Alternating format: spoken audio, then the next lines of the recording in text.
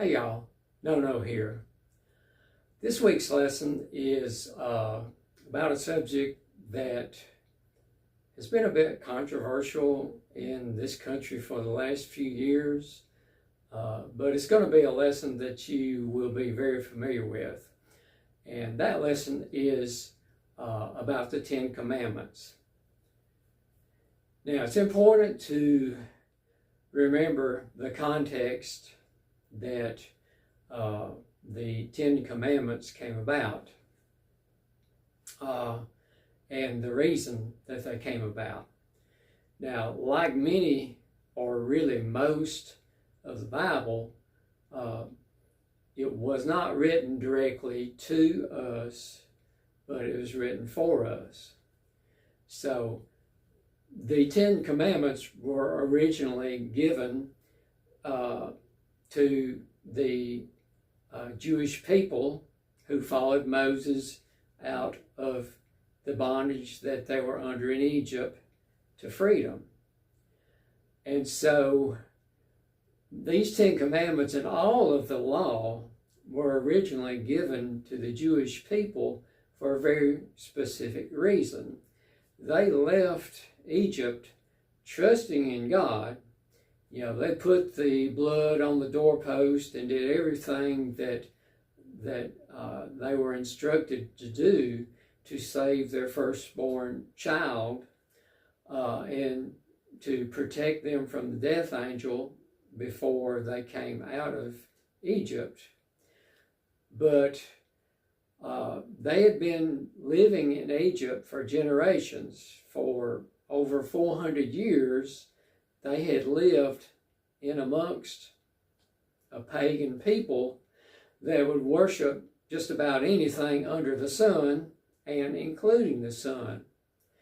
So the Jewish people had not had, much leadership, if any leadership, since like the death of Joseph. And so, in a way, they hadn't been to church in a long time.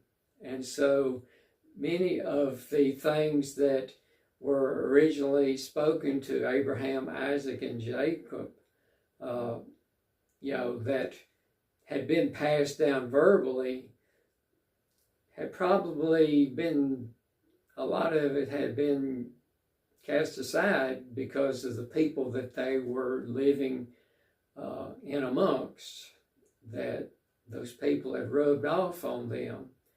And so as they came out of Egypt, they needed some good instructions to get them started and to know how to live and how to get along with each other and how to trust God in many, many things. And so that's the context that the Ten Commandments were originally given under. Now, does that mean the Ten Commandments don't apply to us? Well, they apply where they are applicable. I would say that all the Ten Commandments apply to us in one way or another. A lot of the Levitical law does not apply to us, and none of the law that God gave would ever save anybody from their sins because it was so strict that no human other than Jesus Christ has ever been able to fully obey that law.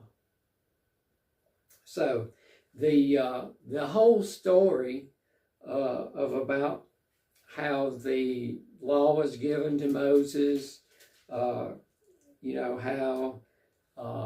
Moses went up on Mount Sinai and received the law and the Ten Commandments. The whole story is contained in Exodus chapters 19 and 20. Now, that's a lot of text. And so depending on the age and maturity level of the students you're teaching or the children in your family, you're going to have to decide how much of that you want to read out loud in class. And so you're going to have to make a lot of decisions about how you're going to phrase things, how many verses that you're going to read, and just going to have to follow the leadership of the Holy Spirit to know how to present the Ten Commandments to the students that you're teaching in a way that they can understand. So the ages of students that I taught during most of my 21 years were from 5 to 6 years old. And so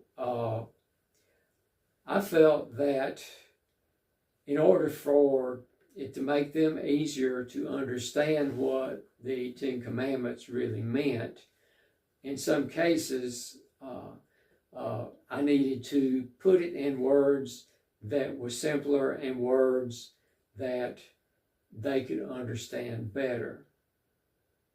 And there was also another reason. I used to offer a prize to any student that could memorize the Ten Commandments word for word as I gave them to the students. I used to offer a prize to every student that could memorize them and recite them to me word for word. Now, for that reason, I simplified the text to make it as simple and as easy to memorize as possible for my students.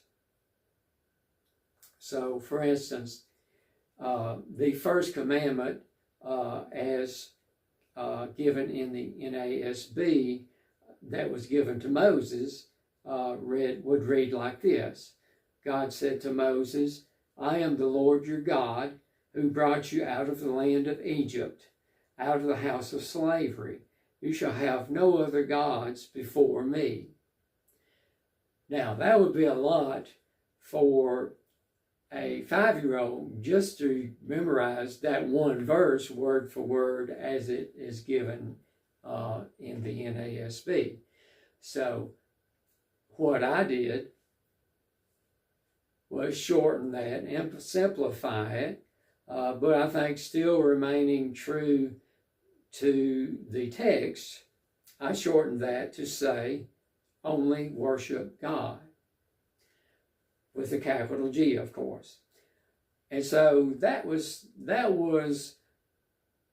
meaning the same thing as the Old Testament text reads as, but in a way that is easier to memorize and easier to understand. Of course, you got to make sure that your student knows who God is and what worship means and what only means, but that's a lot easier to present than the whole verse 2 and 3 of Exodus 20. And so, the second commandment is, I shortened it to say, do not worship idols. So you've already taught your student what worship means. Then all you got to do is teach them what an idol is. And so on like that.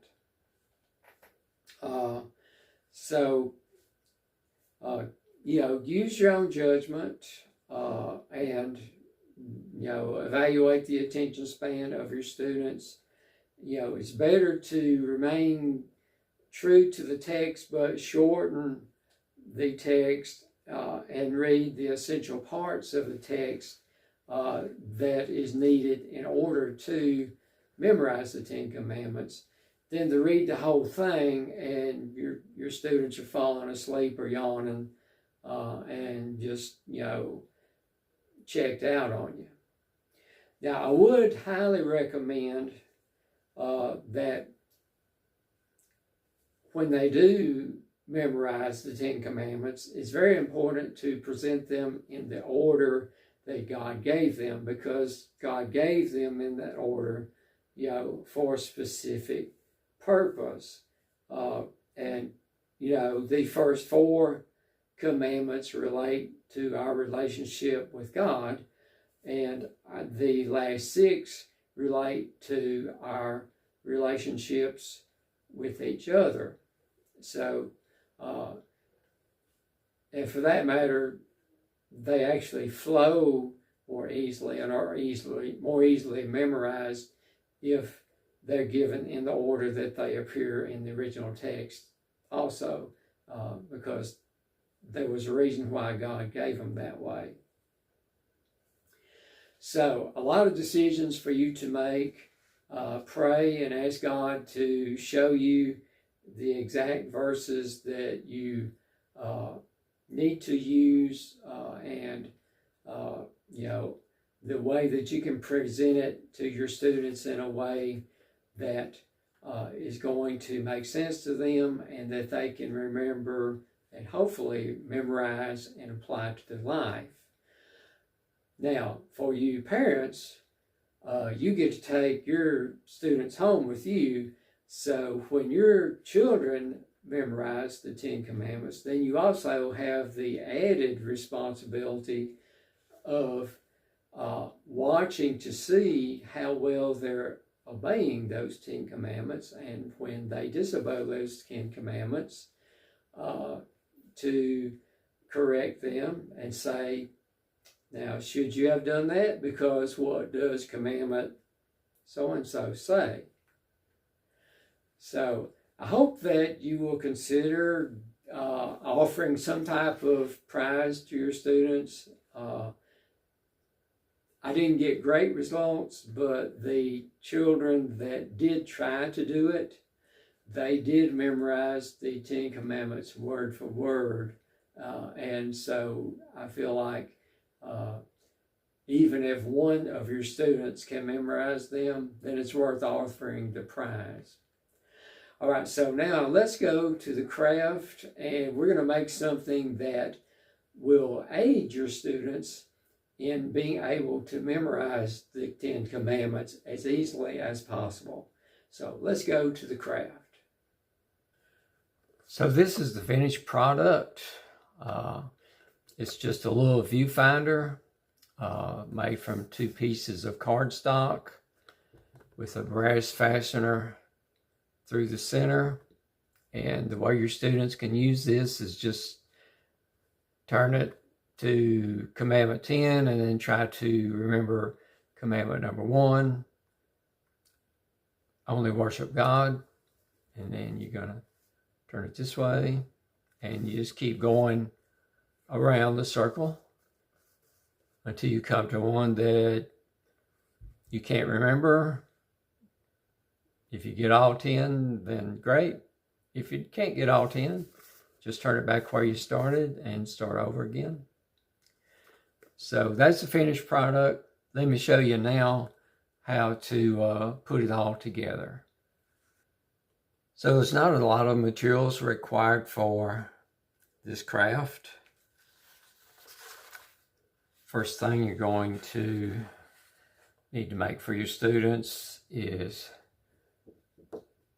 the circle with the Ten Commandments spaced around the circumference. Going to use a nail to poke a hole in the center. And hardest thing about making this part of the craft is that some commandments are longer than others, so you can't necessarily just divide your circle into 10 parts, because some commandments take up a lot of space and some take up just a little bit. And then you're going to have this viewfinder piece. And so you want this opening to be wide enough to reveal the widest commandment. Then our old friend, the brass fastener.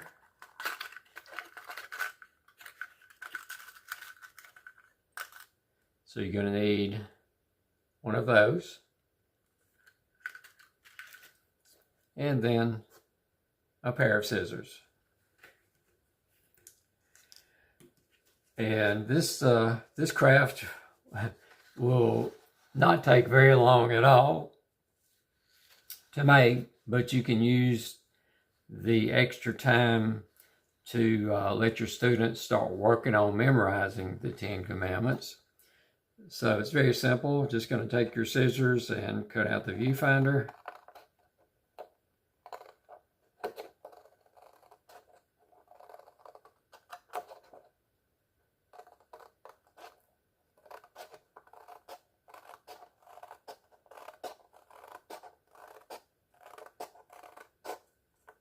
And depending on how good your students are with scissors, better to be outside the line than inside the line, because if you go inside the line too much, then you're going to be able to see the commandments and they won't be covered up.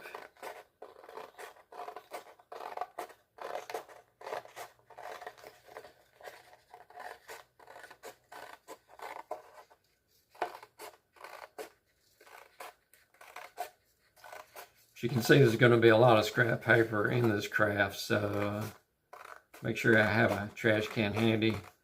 Of course, this is printed on cardstock, and you can decide whether it's easier for you to generate it all on your computer or parts of it just draw yourself.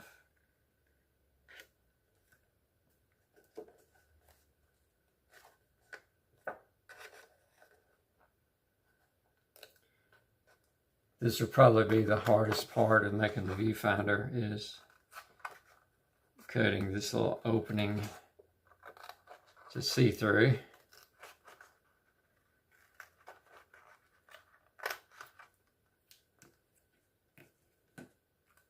Okay, so that gives us something that looks like this.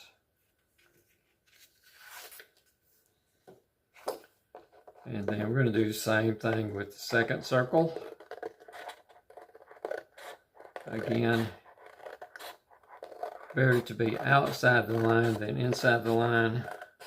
If you get too far inside the line, you're going to cut the words up, and we don't want that.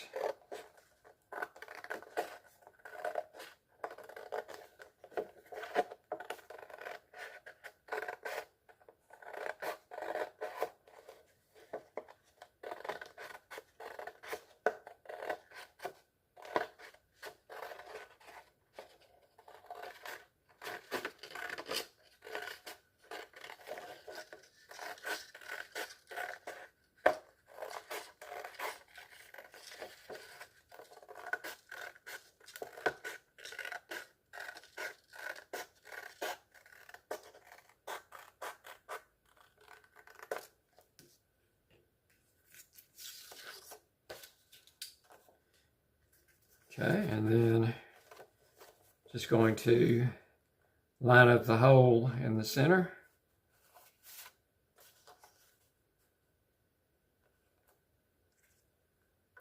Put your fastener through, turn it over, fold down the tabs, and then the way you can use it is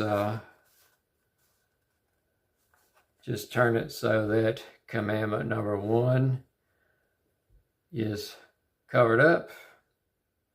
And can we remember commandment number 1? I believe it says only worship God. Hey, we got it right. Or turn it that way so you can read it. So if you get the first one right, then try for the commandment number 2. I believe that says do not worship idols. Yeah. And so this is just a little tool that this way your students won't need somebody to help them memorize. they can just use this and they can do it by themselves. So very simple. It's not going to take a lot of time. So you may want to use that extra time to see who can get the most commandments in the time that you have left. So that is the lesson for this week.